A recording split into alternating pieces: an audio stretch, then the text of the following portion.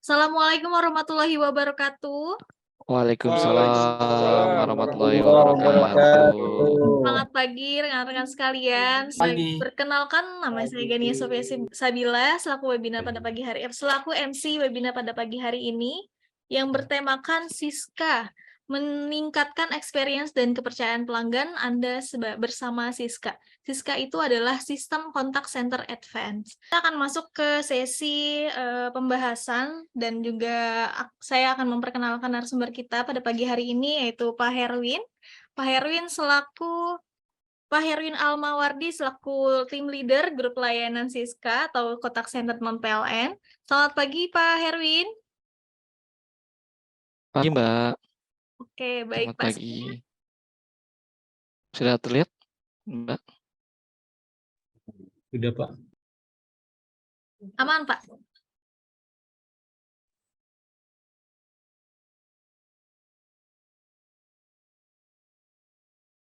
Oke, izin dimulai ya Mbak ya.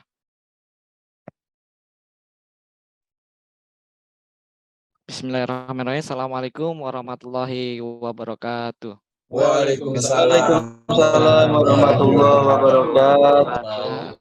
Selamat pagi Bapak Ibu semua. Terima kasih telah di dalam webinar kami yaitu terkait dengan kontak center Siska ya. Saya ucapkan terima kasih kepada Bapak Manajemen, Bapak Yohanes, Bapak Andi Mulyawan, Pak Yudis, dan Pak Hermawan serta Pak Krislen dan Mas Darmo ya. Dan juga saya ucapkan terima kasih kepada tim kontak center sistem yang mana dipimpin oleh Mas Tony yang sudah mensupport di bagian dapurnya. Nah, izin saya memperkenalkan terkait dengan Siska. Kalau dilihat namanya itu Siska ya teman-teman. Jadi Siska itu adalah sistem kontak center advance ya. Kalau dilihat dari nama berarti kemungkinan Siska ini cantik gitu ya. Jadi produknya mudah-mudahan dapat bermanfaat untuk kita semua.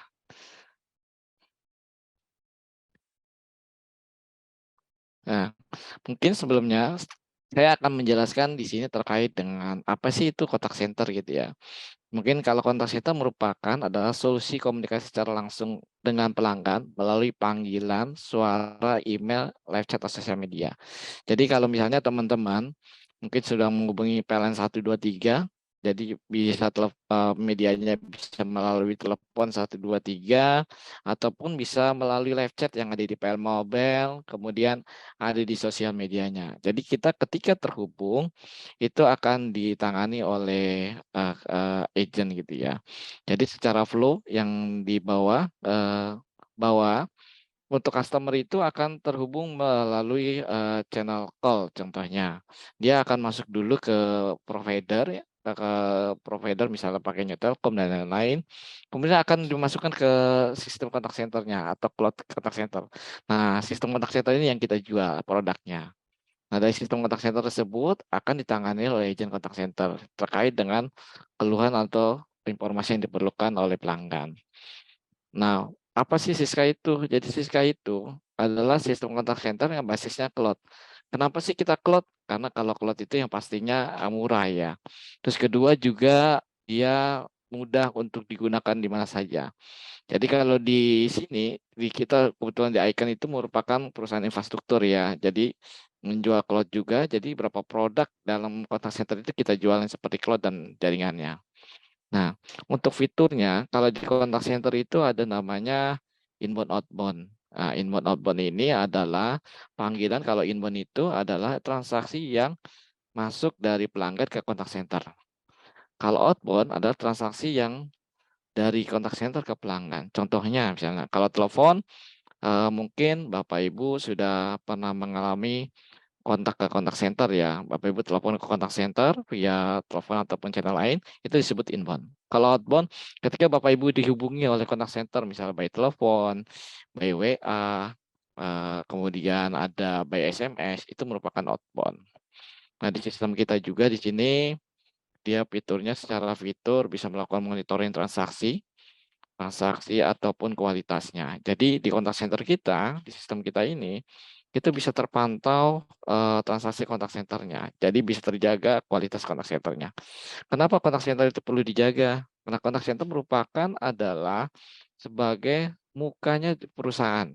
Jadi kalau kontak center itu melayaninya tidak baik, maka akan mengurangi juga kepercayaan pelanggan terhadap perusahaan tersebut. Nah, kontak center pun ada beberapa item ya, misalnya nanti ada cara melayaninya, dari sistemnya, sampai prosesnya. Jadi, satu kesatuan itu saling terhubung.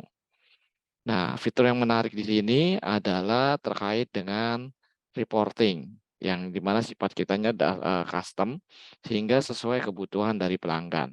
Kalau di tempat lain, di produk lain, itu sudah template ya mereka. Dan mereka juga untuk CR-nya ataupun perubahan custom itu sangat sulit.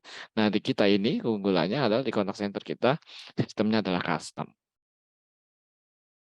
Kemudian fitur unggulan kita yang pertama multi-site. Nah, kalau multi-site itu contohnya ketika contact center itu memiliki site operasional lebih dari satu. Kenapa sih lebih dari satu? Karena dengan adanya lebih dari satu site, itu dapat mencegah contact center off atau mati gitu ya. Jadi jangan sampai kalau kita punya contact center hanya satu site, ketika site-nya itu problem, maka tidak bisa dihubungi. Nah, kalau kontak center adalah muka perusahaan, jadi harus aktif. Jadi ketika satu problem, site lain juga hidup, gitu ya. Jadi pelanggan itu bisa terhubung ke kontak center. Jadi tidak terhubung. Kemudian user friendly, kita membuat user friendly ini aplikasi kita berdasarkan pengalaman yang tadi sudah disampaikan Pak Yohanes dalam mengelola kontak center, sehingga itu kita membuat aplikasi yang 1-2 langkah saja agent sudah bisa melayani pelanggan. Kemudian kompatibel. Kompatibel ini bisa terintegrasi ke aplikasi apapun. Secara teknisnya bisa melalui web service, bisa API, dan lain-lain. Jadi aplikasi kita ini sudah kita implementasikan di beberapa klien. Ini sudah integrasi juga beberapa aplikasi. Kemudian easy to access, artinya aplikasi ini mudah diakses. Bisa diakses melalui internet, bisa melalui VPN, ataupun lokal. Kemudian work from anywhere. Work from anywhere ini artinya bagaimana agent melayani pelanggan. Jadi tidak perlu di kantor. Kok misalnya di tempat mana saja yang menjadi standar contact center itu bisa dilakukan. Misalnya di rumah misalnya gitu ya. Jadi agent itu tidak perlu di kantor, dengan di rumah sudah bisa melayani. Hal ini sudah kita coba di beberapa customer kita seperti di ESDM. Mereka lagi pandemi bekerjanya di rumah. Kemudian ada full fitur itu kita tadi yang saya sebutkan. Jadi di aplikasi kita itu dari quantity sampai kualitasnya juga kita siapkan fiturnya. Jadi satu kesatuan aplikasi ini sudah quantity transaksi sama kualitasnya, bagaimana cara melayani customer ini juga bisa terhitung ataupun terekap ya. Jadi saya monitoring gitu. Jadi misalnya performance dari agentnya, terus dari SLA-nya seperti apa, itu bisa. Karena menentukan kualitas layanan yang diberikan ke pelanggan. Support kita 247, tim support kita berada di Gandul ya, jadi nanti bisa kontak-kontakan jika ada problem, tapi insya Allah aman ya. Kemudian cost efisiensi, kenapa efisiensi bisa cost-nya bisa efisiensi? Karena kita menggunakan produk kita ya sifatnya cloud. Coba kalau teman-teman bayangkan kalau menggunakan on-premise atau perangkat yang beli ya. Misalnya harganya 100 juta ya. Dengan menggunakan aplikasi kita basisnya cloud, itu sudah bisa sampai 5 tahun. Karena kenapa? Harganya bisa murah dengan cloud. Terus custom juga tadi yang saya sampaikan, bahwa kita aplikasinya sifatnya custom, di semua lini aplikasi kita juga masuk, semua segmen pasar masuk. Jadi bisnis proses kita bisa menyesuaikan ke kebutuhan pelanggan. Kemudian advance teknologi itu adalah kita selalu menggunakan teknologi terbaru. Kalau teknologi POIS itu dulunya Iwan, sekarang kita sudah migrasi menggunakan Siptran. Nah, ini berapa channel yang kita yang kita jual. Pertama channel call. Jadi channel call itu kalau di contact center itu ada 3 layer application. Yang pertama channel kanal bahasanya ya. Kanal, kemudian kanal itu ada call, ada email, ada WhatsApp, ada live chat gitu ya, ada chatbot. Itu kanalnya, pintunya, gerbangnya. Nah, ketika dilayani oleh agent itu akan melakukan input tiket ya. Tiket itu di aplikasi ticketing, itu layer 2. Nah, kemudian ada layer 3 namanya aplikasi support. Aplikasi support itu aplikasi yang membantu si agent dalam melayani pelanggan. Contohnya misalnya, Pak, ini internet kami mati. Dilihat dari aplikasi untuk pantauan, benar nggak si internet si A mati? Ternyata agent bisa menjawab karena ada aplikasi supportnya. Bahwa menyatakan, oh iya benar Pak, terindikasi bahwa internet Bapak sedang gangguan. Baik, akan kami follow up. Nah, itu ada 3 layer. Nah, yang ini yang saya sampaikan adalah di aplikasi layer 1 dan layer 2, yaitu di kanal dan ticketing. Nah, di contact center kita memiliki beberapa kanan yang kita jual. Pertama terkait dengan call. Jadi orang bisa telepon ini bisa nomornya 1.500, nomor PSTN, nomor HP itu bisa dijadikan contact center. Kita punya solusinya itu. Jadi kalau nomor HP yang menjadi contact center itu bisa. Kemudian email ini kita gunakan juga di beberapa customer, terutama di internal sendiri di contact center Icon atau Iconet, menggunakan email di mana bisa nyampe ribuan sehari dalam menghandle tiket. Emang menghindar email, kalau misalnya menggunakan email Outlook itu bisa terbayangkan berapa lamanya gitu. Kalau dengan aplikasi kita itu bisa termonitoring dan bisa dipastikan bahwa email itu terrespon dengan baik dan cepat. Kemudian ada channel WhatsApp, mungkin Bapak Ibu sering menggunakan WhatsApp, sekarang contact center ada WhatsApp-nya ya, itu kita juga bisa. Kemudian di sini ada omnichannel, di produk kita omnichannel ini khusus untuk digital. Karena kalau untuk call itu nanti transaksinya berbeda, begini cara perbedaannya. Kalau di call itu, transaksi itu harus selesai. Jadi orang telepon sampai selesai baru agent nangani yang lain. Tapi kalau digital, misalnya ada layanan lewat Twitter, lewat Facebook, bisa live chat. Nah, itu bisa bisa ditangani sekaligus oleh satu agent. Jadinya itu bisa multi skill bahasanya ya. Jadi agent itu bisa menangani 3 transaksi sekaligus dalam satu aplikasi. Kemudian ada chatbot. Chatbot ini merupakan add-ons dari untuk WhatsApp dan live chat. Jadi kalau live chat itu biasanya kalau kita punya web di pojok kanan atau di mana yang ada bubble-nya, itu bisa kita implementasikan di situ, kemudian akan kita tambahkan chatbot. Nah, chatbot ini biasanya digunakan untuk mempermudah proses informasi. Biasanya informasi-informasi yang berulang sering ditanyakan ke contact center ini bisa ditangani oleh chatbot. Jadi bisa lebih cepat gitu ya. Kemudian aplikasi ticketing ini sebagai pencatatan dan eskalasi. Jadi kalau misalnya ketika informasi itu masuk ke contact center, dicatat ke tiket, itu akan dieskalasi ke bagian terkait itu dengan aplikasi ini. Jadi ticketing itu digunakan untuk eskalasi. Jadi semua transaksi itu tercatat dari mulai dari contact center sampai ke unit-unit yang dieskalasi.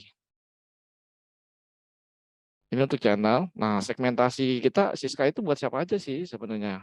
Nah, secara segmentasi ini di pasarnya itu ada namanya retail, pemerintah, non kementerian ya, energi, manufaktur, dan keuangan. Tetapi Siska itu adalah semuanya bisa digunakan. Jadi semua proses segmentasi market itu bisa menggunakan contact center. Jadinya tidak ada segmentasi, jadi contact center ini bisa digunakan secara umum. Nah, kenapa kelebihannya? Pertama, aplikasi kita work from anywhere, bisa digunakan di mana saja. Kemudian basisnya cloud based, terus ada real time monitoringnya. Kalau price juga saya jamin kita bisa murah. Karena kenapa? Kita in-house sendiri dan juga ini di beberapa paket di contact center yang lain belum misal recording bisa, quality monitoring bisa, tapi dengan Siska ini kita udah satu paket bundle, kita siapkan. Jadi customer dengan beli satu lesson itu sudah komplit dari kuantiti sampai kualitasnya terukur. Kemudian bagi meningkatkan customer engagement ya, kemudian collect money dan efisiensi cost. Nah, di contact center ini sebenarnya bisa digunakan sebagai make money. Make money itu yaitu menghasilkan uang ya. Menghasilkan uang biasanya medianya telemarketing gitu ya. Telemarketing, ngubungin ke customer, jualan produk, itu jadi uang. Terus kalau collection itu biasanya terkait dengan ada tagih-tagihan, misalnya kita meremending ada tagihan, kita reminder nih ke customer yang tadinya nggak mau bayar, kita setelah reminder jadi bayar, itu jadi collection. Nah, efisiensi cost ini terjadi ketika misalnya ada problem ya, kita ada problem internet di rumah kita, pelanggan telepon ke contact center, tapi dengan menghubungi contact center, problem itu bisa solve, tidak perlu datangi teknisi. Jadinya artinya efisiensi di cost-nya teknisi itu berkurang. Jadi dengan dipandu di kontak center saja sudah bisa solve problem tersebut. Kemudian ini secara sekilas, ini terkait dengan gambaran aplikasi kita. Jadi sebelah kiri itu ada dashboard-nya, kemudian ada recording, terus kemudian ada quality ya. Secara fitur ini sudah komplit yang digunakan di contact center, mulai dari recordingnya, dashboardnya, sampai quality monitoring. Jadi yang paling oke di sini ada real time monitoringnya, di mana transaksi secara real time antara pelanggan dengan agent itu bisa dilakukan tapping, bisa dilakukan bisik-bisik atau whisper ya, terus bisa conference. Itu keunggulan kita. Kemudian juga ada quality monitoring, di mana terintegrasi dengan voice recording. Ketika akan menilai si agent dalam memberikan pelayanan ke customer, itu bisa langsung diklik dan bisa langsung dinilai. Jadi agent itu punya rapotnya juga ya. Jadi bisa dinilai apakah sudah sesuai pelayanan yang diberikan terhadap pelanggan.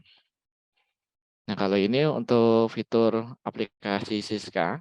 Aplikasi Siska emailnya ini adalah di mana agent itu mudah. Jadi digunakannya seperti menggunakan Gmail ataupun Outlook. Nah, kelebihan di sini, ini dipastikan semua transaksi email yang masuk di itu tidak akan terlewat. Coba kalau dibayangkan dibuat ribuan email, dia masuk ke dalam milisnya tersebar ke beberapa akun, pasti ada yang terlewat, tidak terbaca. Nah, ini bisa terkontrol.